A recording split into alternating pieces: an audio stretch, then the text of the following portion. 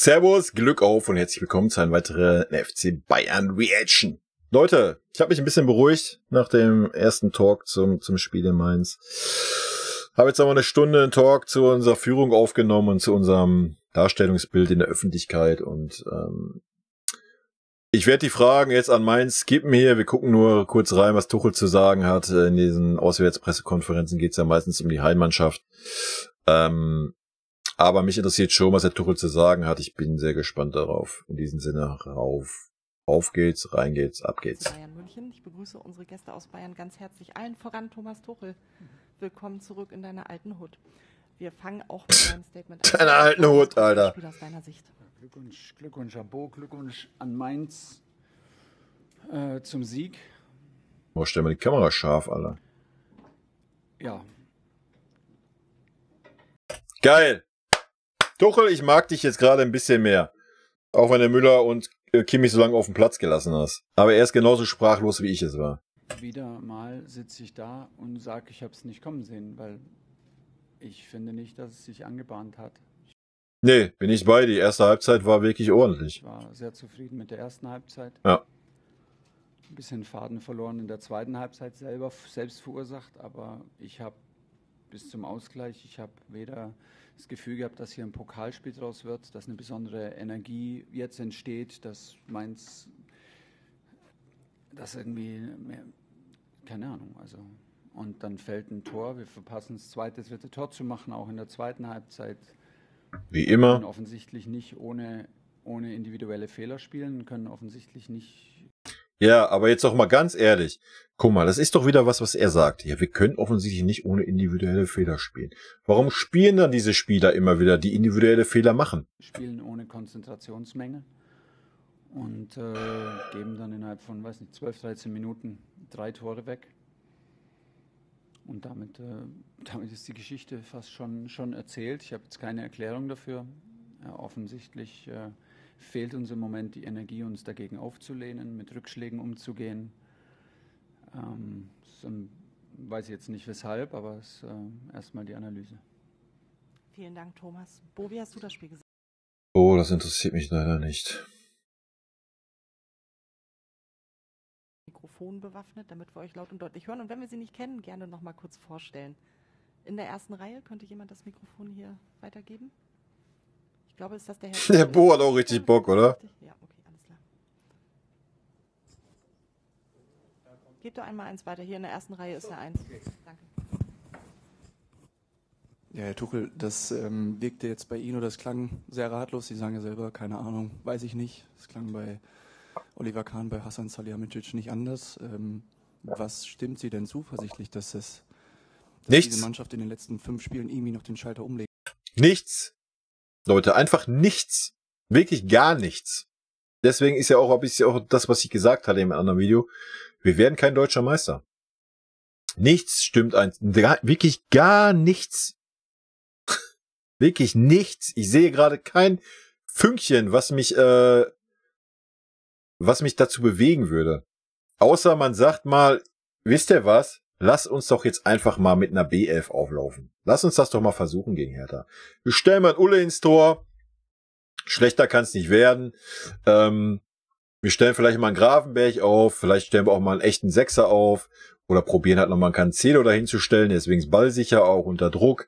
Oder stellen wir einen Blind da auf oder wen auch immer. Es wird sich schon was finden. Vielleicht bringen wir auch mal Ibrahimovic rein mit ein bisschen frisches Blut. Ja, stellen wir einen Tell auf von Anfang an, geben dem mal die Chance und lassen mal diese ganzen altgedienten Säcke draußen. Dass sie sich das einfach mal angucken, was so die jungen Wilden machen. Ja, vielleicht geht das auch in die Hose. Aber dann wäre das wenigstens mal ein Zeichen. Ne? Es gibt halt keine Konsequenzen für diese Leistungen. Das ist das große Problem. Aber ich würde mich wieder wiederholen. Ihr kennt meine Meinung. Im Moment sehen wir aus wie eine Mannschaft, die schon 80 Saisonspiele gemacht hat. Das ist einfach erstmal eine Analyse. Wir sind nicht in der Lage, konzentriert zu Ende zu spielen. Wir sind nicht in der Lage, Spiele zu beenden, wenn wir sie beenden können mit dem zweiten, dritten Tor. Wir sind nicht in der Lage, aus Chancen Großchancen zu machen. Probleme ist richtig. Im letzten Drittel und wir sind offensichtlich nicht in der Lage, fehlerfrei Fußball zu spielen. Guck mal, aber er sieht das doch auch alles, ja? Das ist ja auch nochmal, was ich in dem anderen Video sagte. Er hat ja auch nicht umsonst einen Kimmich und einen Müller dann rausgenommen, die nun mal die beiden schlechtesten Spieler auf dem Platz waren. Warum warte ich denn, bis es passiert ist? Warum warte ich, bis es passiert ist? Warum nicht vorher? Er hat ja auch vorher gesehen, dass wir nach dem 1:0 nicht in der Lage sind, das 2:0 zu machen. Warum bringe ich da nicht mal frische Kräfte rein? Schmeiß doch den Tell einfach rein dafür, den Müller. Ja, ist doch scheißegal, ob der Müller sich dann gekränkt fühlt, weil er gegen einen 17-Jährigen ausgetauscht wird. Drauf geschissen, Alter. Er war unterirdisch schlecht. Schwach, schlecht, wie auch immer. Und nimm Kimmich raus, stellen Goretzka auf die 6 meinetwegen und stellen Gravenberch rein, dass er auch mal Akzente setzen kann, wenn wir auch noch im Spiel sind. Gravenberch kommt immer dann rein, genauso wie ein Tell, wenn das Kind in den Brunnen gefallen ist. Dann kommen die rein und sollen irgendwas reißen, oder was? Das ist doch lächerlich. Das ist doch auch traurig für die Jungs. Die müssen doch mal die Chance haben, zu zeigen, was sie können, wenn das Spiel noch auf einem normalen Niveau ist. Und wenn wir noch im Spiel sind und nicht dann, wenn das Ding durch ist. Vor allem nicht in den Bereichen, wo es weh tut. Und deshalb, ja, es gehen die Spiele, die Punkte gehen weg wie Sand durch die Hände. Es ist nicht so, dass wir mit purer Mentalität, mit einer Pokalstimmung oder mit einem Rückstand nicht umgehen können, sondern es passiert einfach. Also das jetzt erst. Ja, es wird einfach hingenommen. Ganz genau. Es passiert einfach. Es ist keine Gegenwehr da. Es interessiert aber auch keinen. Es interessiert keinen. Keiner bäumt sich dagegen auf. Ja, dann stellt sich so ein Kimmich wieder dahin und wir waren jetzt so schlecht und ja, das solltest du doch auf dem Spielfeld merken. Dann mach doch was dagegen, du. Meine Analyse. Sprechen hier aus. Das ist extrem ungewöhnlich, aber nicht in letzter Zeit. Und tun uns schwer. Also wenn wir solche Spiele nicht gewinnen, wenn wir uns die Leistung im letzten Heimspiel gegen Hoffenheim anschauen und dazwischen die Leistungen gegen Man City, dann haben wir offensichtlich ein Problem, uns selber in den Zustand zu bringen, der uns erlaubt, einfach konzentriert auf dem höchsten Level zu spielen. Wir machen Konzentrationsfehler, machen große individuelle Fehler und haben im Moment, wie ich gesagt habe, wirken ausgelaugt, wirken wie eine Mannschaft, die schon 70, 80 Spiele in den Knochen hat. Wir können nicht mehr, zumindest im Moment, können wir keine Reaktion zeigen. Weder mental noch körperlich. Ja, wow. Danke, Thomas. Das sage ich seit Wochen.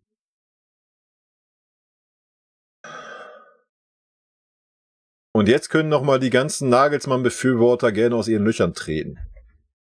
Und dann erklärt mir mal, warum das so ist, wie es ist. Liegt jetzt wahrscheinlich daran, weil der Tuchel seit 3,5 Wochen da ist, oder? Es fehlt uns an Durchsetzungsvermögen, es fehlt uns an körperlicher Präsenz, es fehlt uns, ja, es fehlen so die Basis, die du immer brauchst. In der zweiten Reihe Baderuder von der Allgemeinen Zeitung. Bo, ihr habt einen Vereinsrekord aufgestellt, 10 Spiele in Folge nicht verloren. Tuchel Oliver Kahn hat Sie persönlich gerade aus der Schussbahn genommen, hat gesagt, es stehen 11 Spieler auf dem Platz, aber der Trainer ist absolut nicht verantwortlich für diese Situation im Moment. Sehen Sie das ähnlich, weil Sie diese Mannschaft eben erst übernommen haben, als der Stachel womöglich schon tief saß? Oder wie ist Ihre Meinung dazu? Wow, hat der Olli sich mal geäußert oder was? Habe ich vorhin noch kritisiert in dem anderen Video. Wo es eigentlich Bratzos Aufgabe ist, aber da kommen wir auch noch mal zu. Aber ja, die Verantwortlichen, um da mal kurz drauf einzugehen hier in diesem Video, müssen schon seit Wochen eigentlich mal da klare Kante zeigen und mal auch mal einzelne Spieler mal richtig hart öffentlich kritisieren und mal Tacheles reden. Ja, das ist ein Tuchel, das ich mache, der seit 3 Wochen da ist, um sich da jetzt nicht eher auch im Hinblick auf die neue Saison und hast du nicht gesehen, da sich jetzt irgendwie super unbeliebt bei vielen Spielern zu machen und so weiter, kann ich irgendwo nachvollziehen. Wobei man jetzt mittlerweile den Punkt erreicht hat, wo man das jetzt auch als Trainer tun sollte, nach dem heutigen Spiel. Aber vorher ist das okay, ja. Aber da muss das von den Verantwortlichen kommen, ja. Die müssen vor dem Trainer treten und müssen da klare Kante zeigen. Gerade der Sportdirektor muss das machen. Dafür ist er da. Ich fühle mich immer verantwortlich. Wenn ich an der Seitenlinie bin ich verantwortlich. Ja, na klar fühlt er sich verantwortlich. Wäre ja auch schlimm, wenn nicht. So einfach ist es für mich. Ja. Und deshalb werden wir das gemeinsam analysieren, und am Mittwoch gemeinsam starten, neu in die nächste Woche. Aber offensichtlich sind die Dinge, die ich Ihnen nenne, sind ja offensichtlich, sind ja für Sie auch offensichtlich. Macht jetzt keinen Sinn, drum rumzureden oder das Schönreden zu versuchen. Wir haben extrem viele Punkte verloren. Das ist halt, was ich am Tuchel mag. Ne, habe ich ja auch schon in den anderen Pressekonferenzen gesagt. So, er ist dann halt keiner, der drum rumeiert. Ja. Ich meine, wir auch. Wir sehen das ja alle. Sollen wir uns dann verarscht fühlen oder was? Nee, das macht er halt auch nicht. Und das ist gut. Das ist nicht so ein scheinheiliges Rumgelaber, wie so jemand anders das macht. In der Rückrunde und sind offensichtlich gerade nicht in der Lage, an unser Leistungsniveau, weder emotional noch spieltechnisch über 90 Minuten ranzukommen. Deshalb, wir haben eine sehr intensive Zeit jetzt zusammen gehabt und werden die nächsten Tage weiter intensiv nutzen, völlig unabhängig davon, was in der Tabelle ist und was außenrum passiert und wer scheinbar in der Verantwortung ist und wer nicht. Ich fühle mich auf jeden Fall verantwortlich, wenn ich an der Seitenlinie stehe, ist doch klar. Die nächste Frage kommt von Frank Hellmann. Das ist auch an Tuchel. Frank Hellmann, freier Journalist. Nochmal da nachgefragt, Sie sagen Mittwoch. Es bleibt also dabei, dass die Mannschaft erstmal jetzt frei hat, einen kurzen Zeitraum von 3 Tagen, einfach um die Köpfe auch frei zu kriegen. Thomas Müller hat so angedeutet, Familien müssten aufpäppeln. Also nicht jetzt die Mannschaft nur überfrachten und irgendwie zutexten. Ich habe nicht den Eindruck, dass irgendwie nochmal mehr hilft gerade. Ich kann mich nur wiederholen. Wir sehen ausgelaugt aus. Deshalb, ich glaube, dass eine Distanz für uns alle wichtig ist. Dass die Mannschaft wirkt ausgelaugt, wirkt nicht in der Lage, sich zu wehren, konzentriert durchzuspielen. Ja, finde ich schon okay. Ne? Klar könnte man jetzt sagen, ja, da musst du aber wie ein Fußballmanager, da musst du jetzt erstmal 12 Stunden Straftraining draufknallen. Nee, seine Argumentation ist schon richtig und ich finde, nach so einem Spiel kannst du das auch machen. Wenn das dann allerdings nicht fruchtet, diesen 3 freien Tagen und es gegen Hertha derselbe Scheiß gespielt wird, ja, dann muss man andere Seiten aufziehen. Ne? Aber erstmal bin ich dabei, gönn denen mal ein bisschen Ruhe, dass sie mal irgendwie selber klarkommen mit sich erstmal, weil das hat man auch gerade das Gefühl, dass jeder mit sich selber beschäftigt ist. Finde ich schon okay. Und dann wird man sehen. Ne? Wenn das da nicht fruchtet, da muss man halt andere Seiten aufziehen. Aber ja, wie nennt man's? Nicht Euphorie, meine Zuversicht, was Meisterschaft anbelangt, ist eh nicht wirklich vorhanden. Es kann sein, dass der ein oder andere Spieler dadurch ein bisschen besser klarkommt, wenn er jetzt mal 3 Tage frei hat, aber im Großen und Ganzen sehe ich das schwarz, Leute. Tut mir selber weh, das sagen zu müssen. Fehlerfrei zu spielen, gelingt uns nicht. Deshalb ist völlig unabhängig davon, wir haben jetzt 3,5 Wochen ohne freien Tag gehabt.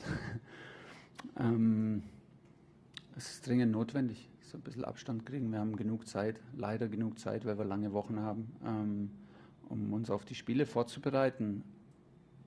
Ich kann Ihnen versichern, dass wir uns sehr intensiv damit beschäftigen, sehr intensiv mit der Mannschaft beschäftigen und sie jedes Mal so vorbereitet haben, nach bestem Wissen und Gewissen, dass sie in der Lage sind, diese Spiele zu gewinnen. Ich glaube nur, die Spielverläufe sind... Das haben wir ja heute auch gesehen. Ja, ich habe es ja gesagt, die ersten 40 Minuten waren echt gut. Ja. Wir wollen jetzt nicht überschwänglich werden, aber die waren echt, im Gegensatz zu den letzten Wochen, waren die echt okay, waren die echt gut. Ja. Aber dann war's das. Das war's dann einfach. Extrem kurios. Sitzen hier, müssen eine Niederlage erklären mit 3 Toren. Ich weiß nicht wirklich wieso. Ich sehe jetzt weder das Momentum auf der Seite von Mainz mit einem Führungstor, ich sehe weder eine Atmosphäre wie im Pokal, ich sehe im Gegenteil, wir haben das Stadion komplett ruhig bekommen. Komplette Kontrolle, gehen noch in Führung, aber das hatten wir auch im Pokal zu Hause. Wir hatten eine Führung gegen Hoffenheim, wir hatten heute eine Führung.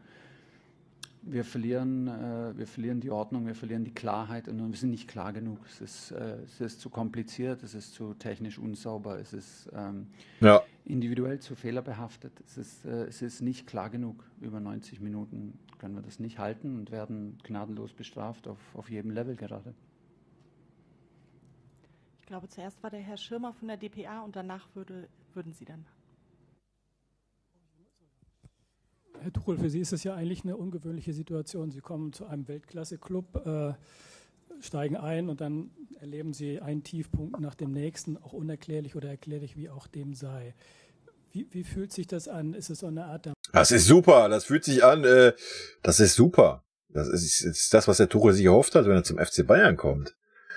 Dass er richtig schön in die Fresse kriegt, Woche für Woche. Ist doch klar, das brauchte er nach seinen Stationen bei Paris und Chelsea. Machtlosigkeit, ist es die Hoffnung, dass es schnell vorbeigeht und dass man dann was aufbauen kann, vielleicht was Neues von vornherein. Sie sind ein akribischer Mensch. Und wie bitter ist es für Sie, dass Sie gerade hier nochmal so etwas erleben? Ich meine, die Rückkehr war ja lange gefeiert worden, Sie kommen wieder und so weiter und so weiter. Ja, ich war schon mal da mit Dortmund, aber es hat sich nochmal anders angefühlt jetzt. Ja, gebe ich Ihnen recht, hat sich auch nochmal anders angefühlt nach ein bisschen mehr Abstand und war auch schön zurückzukommen und sehr gerne zurückgekommen und werde das auch in Zukunft tun. So, deshalb viele Freunde und freundliche Gesichter. Das hat jetzt damit erstmal gar nichts zu tun. Ja, natürlich, also mir wäre es lieber, es wäre offensichtlich, solche Niederlagen, Punktverlust, es wäre offensichtlich irgendwie welche an Sachen, an denen wir arbeiten könnten, aber naja, komm, jetzt tu mal nicht so, als wäre es nicht offensichtlich, dass ein Kimmich unterirdisch schlecht war und dass ein Müller auch unterirdisch schlecht war. Ja. Auch, dass ein Stani heute wirklich überfordert war. Also es ist ja nicht so, dass da keine Sachen da waren, wo man das nicht dran festmachen kann. Also weiß ich jetzt nicht. Also ja, ich finde, dass es keine technisch-taktischen strukturellen Probleme sind. Es ist ein Teamverhalten, es ist ein Mannschaftsverhalten, es ist ein individuelles Verhalten. Das ist richtig, das einfach auch dazugehört, um 90 Minuten durch die Spiele zu kommen. Wir tun uns wahnsinnig schwer, ich kann mich nur wiederholen, uns durchgehend zu konzentrieren, unseren Level an Energie hochzuhalten und wir wirken ausgelaugt, wir wirken alles andere als frisch, als ausnahmefähig. Das kennen Sie ja vielleicht selber. Also es fühlt sich an, als wären wir jedes Mal schon in der Verlängerung. Und da ist es, glaube ich, jetzt wirklich, also ich habe das Gefühl, dass es sehr schwer ist, jetzt neue Inhalte und immer wieder das zu vermitteln und nochmal was zu verändern, weil es kämpft jeder mit sich selber. Und es gibt dann lange Phasen in allen Spielen, in denen wir richtig gut sind und in den kurzen Phasen, in denen wir es nicht sind, gehen uns die Punkte flöten und es rinnt uns durch die Hände wie Sand. Und uns fehlen die Mittel, der Wille, die Energie, uns dagegen aufzulehnen. Wir bitten einmal das Mikrofon nach hinten zu geben, den jungen Mann mit dem grauen Hoodie. Philipp Schneider von der Süddeutschen Zeitung. Herr Tuchel, Sie hatten gestern schon relativ interessant immer angedeutet, dass in diesem Club, dass die Meisterschaft noch was wert sein muss und dass sich lohnen muss, dafür zu kämpfen. Sie haben des Weiteren gesagt, dass man sich auch für ein Ausscheiden in einem Viertelfinale der Champions League nicht schämen muss, weil muss man auch nicht. gar nicht mehr dabei sind, die auch groß sind. Wenn man sich das jetzt anschaut, das Spiel gegen Hoffenheim, das Spiel heute, haben Sie manchmal das Gefühl, dass beim FC Bayern so ein bisschen so eine inflationäre Gleichgültigkeit eingetreten ist, dass halt die Meisterschaft nichts mehr zählt? Und das glaube ich nicht. Also das glaube ich gar nicht. Wir hatten ja schon mal 9 oder 10 Punkte Vorsprung. So, ist glaube ich gar nicht. Es ist eher niemand, also es fehlen die Mittel,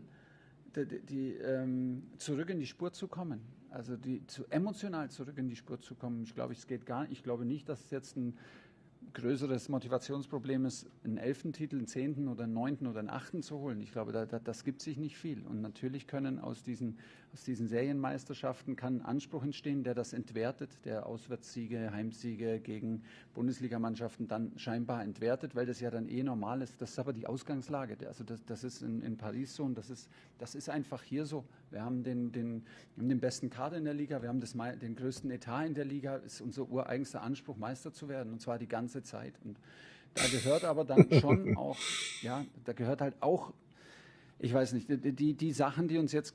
Sprich's doch mal aus. Er war aber kurz davor jetzt, ne? Kurz davor, es mal rauszulassen. Abgehen, die gehen uns jetzt auch nicht nur seit 3 Wochen ab. Ich habe gehofft, dass wir da wirklich weiter sind und auch ein paar Mal das Gefühl gehabt, auch in Spielen, Zwischenspielen, dass wir da auf einem guten Weg sind, aber offensichtlich liegt das tiefer drin. Ich habe nicht das Gefühl, dass es ein Motivationsproblem ist jetzt um die Meisterschaft, die mit der Meisterschaft oder mit der 11. oder 10. Meisterschaft zu tun hat, aber wir spielen schon ein bisschen ohne ich kenne das deutsche Wort tatsächlich nicht, aber Sense of Urgency, so, den sehe ich nicht. Also der fehlt uns in den Spielen immer wieder. Wenn es darauf ankommt, unser Verhalten so anzupassen, dass eben der Schuss geblockt wird, das Kopfballduell, dass ich mich nochmal absichere. So die wirkliche Anpassung an die Situation, es plätschert so ein bisschen dahin. Und auch in den Phasen, in denen wir gut sind, plätschert es auf einem hohen Niveau, plätschert es so aus. Ja, also ist richtig. Wir können auch dieses Spiel 2-3-0 führen, dann haben wir eine andere Pressekonferenz, aber wir tun es nicht. Und dann kann man die Tore auch verteidigen, aber wir tun es nicht. Und irgendwie läuft alles auf der gleichen Tonlage. So, ich habe das Gefühl, wir spielen alles auf der... Ja, perfekt. Thomas, das ist ja genau, was ich auch gesagt habe. Wir nehmen es einfach hin. Wir nehmen es einfach hin, es sticht keiner raus. Gleichen Tonlage durch und entweder das reicht oder es reicht halt nicht. Ja. Aber eine Anpassung an das, was da in Echtzeit passiert, die fehlt mir. Eine Anpassung meines Verhaltens, eine Anpassung meiner Körperlichkeit, eine Anpassung meiner Lösung. Keine Ahnung, ganz banal, dann muss halt mal ein Ball über die Tribüne, dann muss es halt mal sein, dann ist es halt so. Ja, ganz genau. Das fehlt mir, das geht so dahin. In guten Phasen und in schlechten Phasen fehlt die Anpassung an die Notwendigkeit, was zu tun, was wirklich notwendig ist für einen Sieg. Die letzte Frage der PK geht an Henning Kunz von der Allgemeinen Zeitung. Okay. Ja, heute schließt sich ja auch so ein bisschen... Heute schließt sich ja auch so ein bisschen der Kreis. Heute Morgen früh, 14 Jahre nach dem A-Jugend-Triumph 2009, spielt die Mainzer A-Jugend morgen um die deutsche Meisterschaft. Ich kann mir vorstellen, Sie haben sicherlich andere Gedanken, aber vielleicht haben Sie ja die Geschichte der aktuellen Mainzer A-Jugend auch verfolgt. Vielleicht haben Sie auch schon das ein oder andere bekannte Gesicht getroffen die Tage oder heute auch in Stefan Bell. Haben Sie es ein bisschen verfolgt? Und ja, klar. Der Volker Kersting hält mich auf dem Laufenden. Vor allen Dingen, wenn es gut läuft, hält er mich auf dem Laufenden. Deshalb bin ich da gut mit Infos versorgt. Wir haben uns gestern nochmal getroffen bei uns im Hotel und ich habe ihm selbstverständlich alles Gute gewünscht, weil ich glaube, dass er natürlich eine Schlüsselfigur in meiner Karriere war und ist auf jeden Fall die Schlüsselfigur im Nachwuchs von Mainz. Okay, Leute. Das Mainz 05 Thema schenken wir uns. Ja. Das war's. Kurz und schmerzlos. Ich habe genug gelabert. Ich bedanke mich fürs Zusehen. Haut rein. Bis dann. Tschüssi.